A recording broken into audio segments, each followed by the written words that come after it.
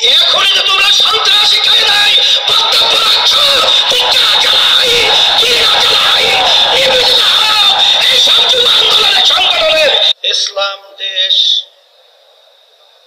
এবং মানবতার কল্যাণের জন্য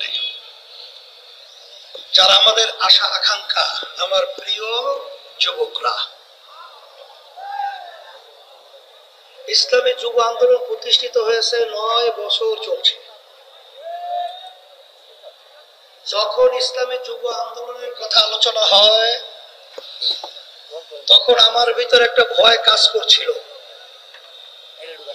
যে যুবকদের রক্ত গরম, ওদেরকে সর্বক্ষেত্রে নিয়ন্ত্রণ রাখা যাবে কিনা। সবাই যেহেতু পরামর্শ ভিত্তিক যখন সিদ্ধান্ত হলো, তখন যুব আন্দোলন আলহামদুলিল্লাহ আমরা কেন্দ্রীয়ভাবে ঘোষণা করেছি। আজকে আমরা গর্ব সহকারে বলতে পারি ইসলামী যুব আন্দোলন আজকে 9 বছর তাদের প্রতিষ্ঠা থেকে শুরু করে তাদের কার্যক্রম চলছে। কিন্তু আল্লাহর রহমতে, আপনাদের দোয়ায় ইসলামী যুব আন্দোলনের একটা ছেলে দায়িত্বশীল কর্মী সহ তাদের গায়ে কোনো কালির ছাপ আল্লাহর ফজলে লাগাতে পারে নাই। এই জন্য আমরা গর্বিত তোমাদেরকে নিয়ে। আল্লাহ রাসূল সাল্লাল্লাহু আলাইহি ওয়াসাল্লাম তোমাদের ব্যাপারে দোয়া করেছেন। যুবকেরা তখন আল্লাহর হাবিবের সহযোগিতায় ছিল, ইসলামের সহযোগিতায় ছিল। দেশ মানবতা কল্যাণ বাস্তবায়নের তারা সহযোগিতায় কাজ করেছে। তার বাস্তব নমুনা হলো তোমরা। আর আমরা যখন পাশে দেখি অন্যান্য রাজনৈতিক দলের যুব সংগঠন, তাদের কথাগুলো তাম দুনিয়ার ইতিহাস বিরল হয়ে থাকবে। ইসলামী আন্দোলন বাংলাদেশের আমির পিসাব চরমনাইকে যেখানে পাবে সেখানে তাকে সাইজ করবার, মেরে ফেলা হুমকি দেওয়া হয়। তাহলে তোমাদের মাধ্যমে জাতি ভালো কি আশা করতে পারে? এখন যে তোমরা সন্ত্রাসী কায়দায় বক্তব্য রাখছো, টিকা চালাই, জিয়া চালাই, নিবেদিত হও এইসব যুব আন্দোলনের সংগঠনের ছাত্রদেরকে আমরা বলতে চাই, তোমরা দেখেছো আজকে বাংলাদেশে রাজনীতি করা অত্যন্ত একটা কঠিন কেমন একটা অবস্থান তৈরি হয়ে গেছে। আগে আমরা শুনতাম যে যখন নাকি কেস হতো, বাদী এবং আসামি তারা একাত্রে নৌকা যোগে আদালতে যেত। তাদের ভিতরে একটা সৌহার্দ্যতা ছিল, তাদের ভিতরে একটা ভ্রাতৃত্ব ছিল, তাদের ভিতরে একটা আন্তরিকতা ছিল। কিন্তু বর্তমানে বাংলাদেশে কি রাজনীতি চলছে? যে রাজনীতির ইতিহাস আপনারা দেখেছেন, যে পীর সাহেব চরমনাইয়ের ব্যাপারে বলে, কি বলে? পীর সাহেব চরমনাই মিথ্যা বলে, নেশা খায়, তার নাম হলো পীর সাহেব চরমনাই। নাউযুবিল্লাহ, ধিক্কার জানাই। নেশা কাকে বলে না বুঝতে হবে। নেশা বলা হয় যেটা সেবনের মাধ্যমে তার স্বাভাবিক অবস্থান থাকে না, তার ব্রেন বিকৃত ঘটায়। নেশাখোর বিশ্বাস চরমনা নাই, তোদের বক্তব্যই প্রমাণ করেছ নেশাখোর তোরা।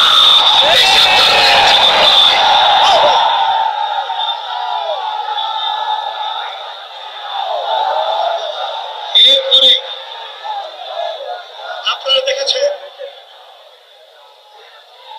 নালে কোন সুস্থ মানুষ তারা কি এই ধরনের বক্তব্য দিতে পারে? পারে? তাহলে বুঝে গেল ওদের মাথা বিকৃতি ঘটে গেছে। তাইলে প্রমাণিত হয়ে গেল যে তোরাই হলো প্রকৃত নেশাখোর। এরপরে বক্তব্য রাখা হয় আমরা নাকি খয়রাত চাই, খয়রাত খাই। আমরা ছোটবেলায় শুনছিলাম যাদের আর্থিক সচ্ছলতা নাই তারা মানুষের কাছে পয়সা চায়, টাকা চায়, কিন্তু আল্লাহর রহমতে আপনাদের দোয়ায় বিশ্বাস চরগড়াই ইসলামী আন্দোলন বাংলাদেশের আমি বর্তমানে দায়িত্ব পালন করছি। শুধু আমি নয়, আমার বাবা, আমার দাদা, আমার দাদার দাদা, তারাও কিন্তু আলহামদুলিল্লাহ অর্থনৈতিক ভাবে আল্লাহ অনেক সচ্ছল রেখেছেন। আমার আব্বাজান রাহমাতুল্লাহি আলাইহি তিনি কিন্তু প্রথম জীবনে যখন হজ করেছিলেন তখন তিনি নিজের ব্যবসার টাকা দিয়া, দাদাজান থাকা অবস্থায় বাপের টাকা নেয় নাই, তার নিজের ব্যবসার টাকা দিয়া তার উপর হজ খরচ হয়েছে। সেই টাকা দিয়ে তিনি হজ করেছেন। আর তোরা বলছো আমরা ভিক্ষা করি, ভিক্ষা নেই। আসলে প্রকৃত ভিক্ষুক তারা আজকে বাংলাদেশে প্রমাণিত হয়ে গেছে। আজকে সর্বক্ষেত্রে তোরা চাঁদাবাজি করো, তোরা আজকে ভিক্ষুক হয়ে বাংলার জমিনে ইতিহাস প্রকাশ করেছো। এই হিসাবে আমি বলবো যে আমাদেরকে বলা হয় বিভিন্ন সময় আমরা নাকি মূর্খ। মূর্খর ব্যাখ্যা কোনটা আমি তো জানি না, কারণ আমি তো দস্তখত করতে জানি। মূর্খরা দস্তখত করতে জানে না, আমি তো পড়তে পারি। তাহলে মূর্খ আবার পড়ে কিভাবে? আমি তো পড়তে পারি এবং আমি পড়াতেও পারি, তাহলে আমি মূর্খ হলাম কিভাবে? আসলে যারা এই বক্তব্য রেখেছে তারাই হলো জ্ঞান পাপী, তারাই হলো প্রকৃত মূর্খ। সেই হিসাবে বলবো আজকে বাংলাদেশের মধ্যে সুষ্ঠু ধারা রাজনীতি করার মতো পরিবেশ কেমন জানি দিনের দিন নষ্ট হতে চলছে।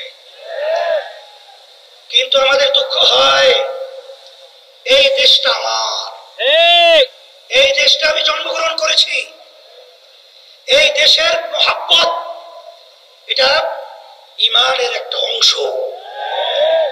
সে লক্ষ্যে আপনারা দেখেছেন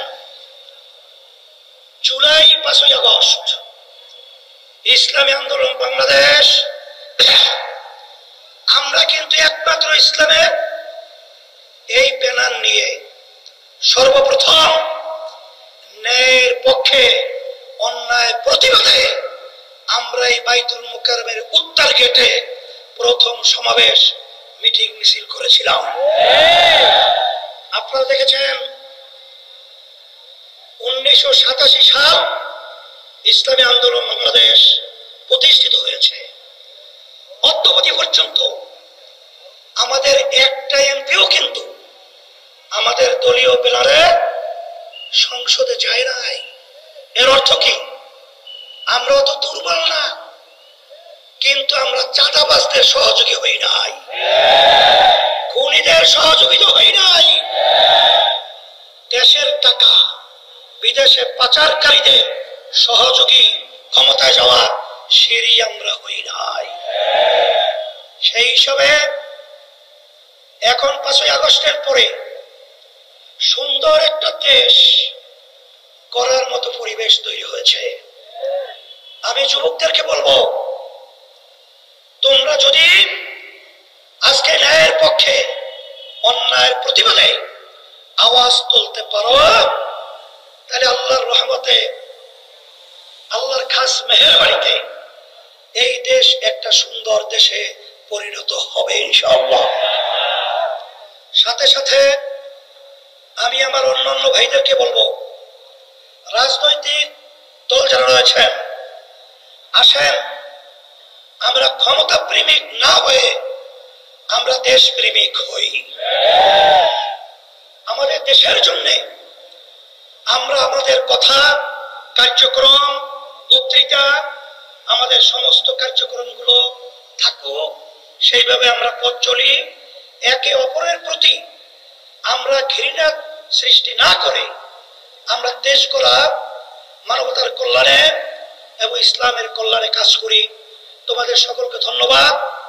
আমি দোয়া করি, দোয়া চাই, আল্লাহ আমাদের সবাইকে যেন ইসলাম দেশ, মানবতার কল্যাণে কাজ করার তৌফিক দান করেন। আর বিশেষ করে আমি প্রশাসন ভাইদেরকে বলবো, আপনারা নিরপেক্ষ থাকবেন।